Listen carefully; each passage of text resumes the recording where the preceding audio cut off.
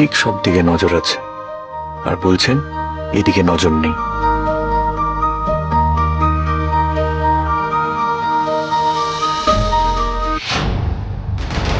অনি, অনি, উফ বাবা, খালি কাজ আর কাজ তোমার। সত্যি কি হলো? এত কাজ করতে হবে না। তুমি জানো কটা বাজে? ঘুমাবে না? চলো। আমার ঘুমানোর সময় নেই এখন। পরশু আমার একটা ইম্পর্টেন্ট মিটিং আছে, তার জন্য আমাকে প্রেজেন্টেশনটা রেডি করতে হবে। আজ রাতেই কমপ্লিট করতে হবে। তুমি যাও, গিয়ে শুয়ে পড়ো, আমার হয়ে গেলে আমি চলে আসবো। যাও। মানে গোটা দিন খালি ল্যাপটপটা মুখের সামনে নিয়ে কাজ করে যাও। এখন আর কাজ করতে হবে না, চলো না ঘুমিয়ে। আরে না বাবা, হবে না। আরে না, আমাকে এটা আজকে কমপ্লিট করতে হবে। তুমি ট্রাই টু আন্ডারস্ট্যান্ড, বোঝাচ্ছে। বাকি কাজটা কাল সকালে করবে। অনি চলো প্লিজ, চলো না, ঘুমিয়ে পড়বে। চলো না প্লিজ অনি। চলো চলো। দাঁড়ান মিস্টার ঐশ্বরী, বলছি আমি আপনাকে হেল্প করবো আপনার প্রেজেন্টেশনে।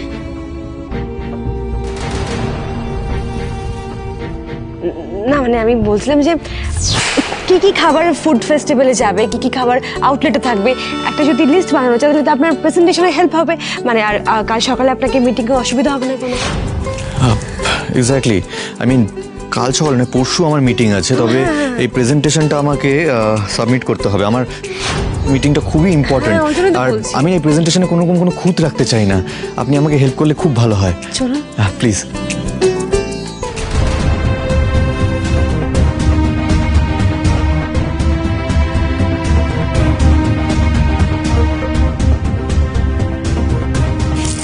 বেশ, তুমি তো আমার কোনো কথাই শুনলে না। তাড়াতাড়ি কাজ শেষ করে ঘুমোতে চলে আসবে। কেমন? Promise? Promise. Good night. Good night.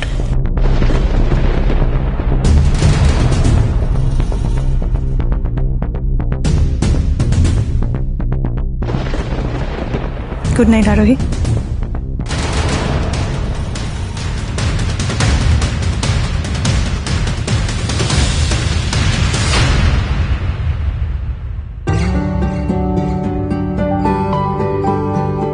দেখান কি কি লিস্ট আছে, দেখান। হ্যাঁ হ্যাঁ হ্যাঁ।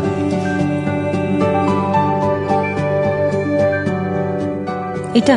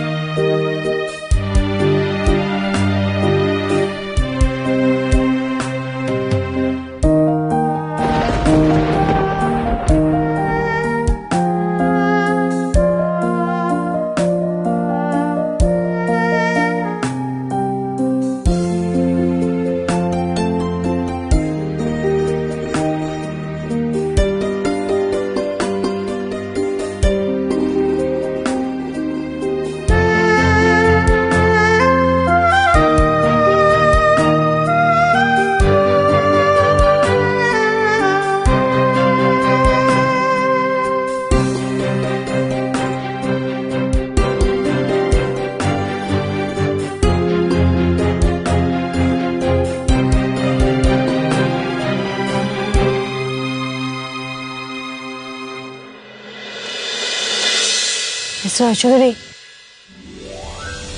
কাজ তো মোটামুটি হয়ে গেছে, আপনি কি শুয়ে পড়ুন যান। হ্যাঁ ঠিক আছে, আপনিও গিয়ে ঘুমিয়ে পড়ুন মিস চক্রবর্তী। এখন আবার কোনো কাজ নিয়ে বসবেন না যেন। ওনাকে রিধিমার সাথে এক ঘরে রাখাটা একটু সেফ নয়, কিন্তু কি বলে আটকাবো সেটাই তো বুঝতে পারছি না। মিস্টার চৌধুরী, বলছি আমি আরুর ঘরে আপনার বিছানা করে দিই আজকে। আরুর ঘরে? দেখুন, আপনি না বললেও কিন্তু বুঝতে পারছি যে আপনি কিন্তু আরুকে খুব মিস করছেন। আপনি যদি ওর ঘরে আজকে থাকেন তাহলে কিন্তু আপনার মনটা ভালো লাগবে, দেখুন ভেবে দেখুন, তাই না? হ্যাঁ মিস চক্রবর্তী, আরুকে আমি মিস করছি বটেই। আসলে কি জানেন তো, আরু এতদিন ধরে এই বাড়িতে নেই, সেটাই ভীষণ অদ্ভুত লাগছে। যদিও বা কাল স্কুল করে ও বাড়ি ফিরবে, তবুও ওকে ছাড়া আমার না একদম একা থাকার অভ্যেস নেই। সারাটা দিন বাড়িতে আরু নেই, পাপাই পাপাই বলে আমাকে ডাকছে না, আবদার করছে না কিছু, আমার কাছে ছুটে আসছে না। আরুকে ছাড়া আমার এভাবে থাকতে সত্যি ভীষণ অদ্ভুত লাগছে মিস চক্রবর্তী। সারাটাক্ষণ না খুব খালি খালি লাগছে।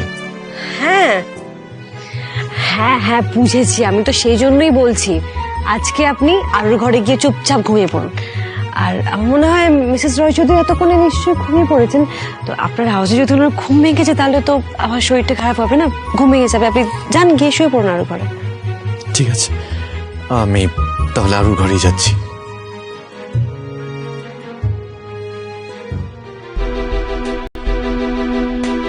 কাল সকালে রিধিমা আবার মিস্টার রয় চৌধুরীর বড় কোনো ক্ষতি করার চেষ্টা করবেন, আমি শিওর।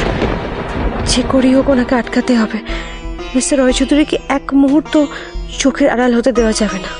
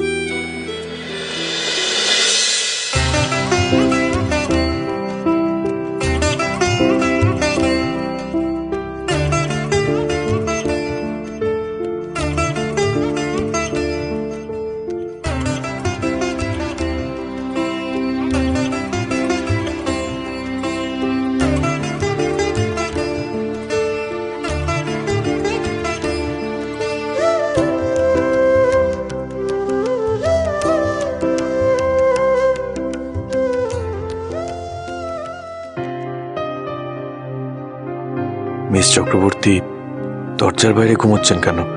সারা রাত কি তাহলে উনি এখানেই বসেছিলেন? Miss Chakraborty, miss Chakraborty, miss Chakraborty, আমি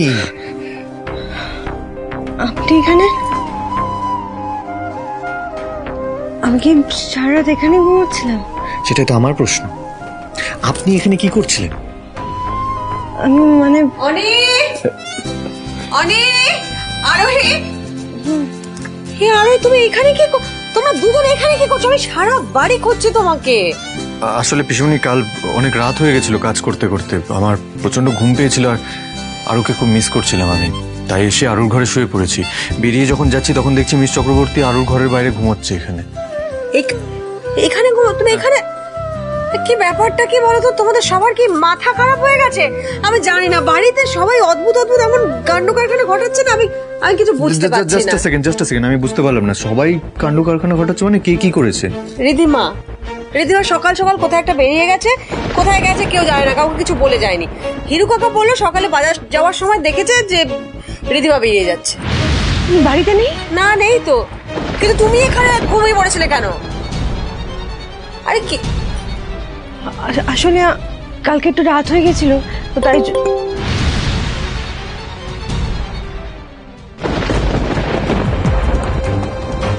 অনেকে বাঁচাতে গিয়ে আরুর কথা তো ভুলেই গেলে আরোহী। আরুর কাছে পৌঁছতে অলরেডি লেট করে ফেললে।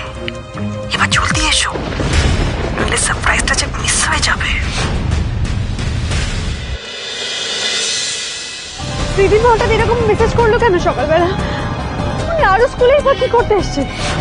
উনি যদি আরো ক্ষতি করে দেন, আমি হচ্ছে কি করে ঘুমিয়ে পড়লাম ভগবান জানে।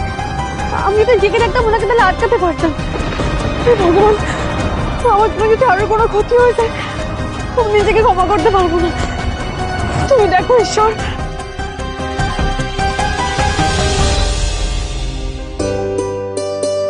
আরো মাম্মা,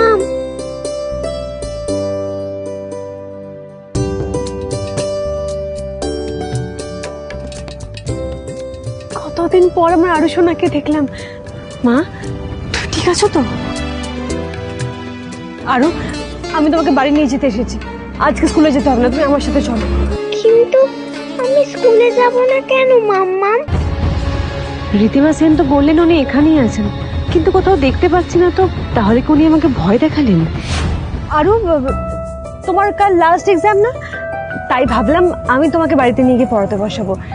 দেখো আরো, তুমি এতদিন বেবি চাচুর বাড়িতে ছিলে, আমরা সবাই তোমাকে খুব মিস করেছি মা। পাপাই তোমাকে খুব মিস করছে মা।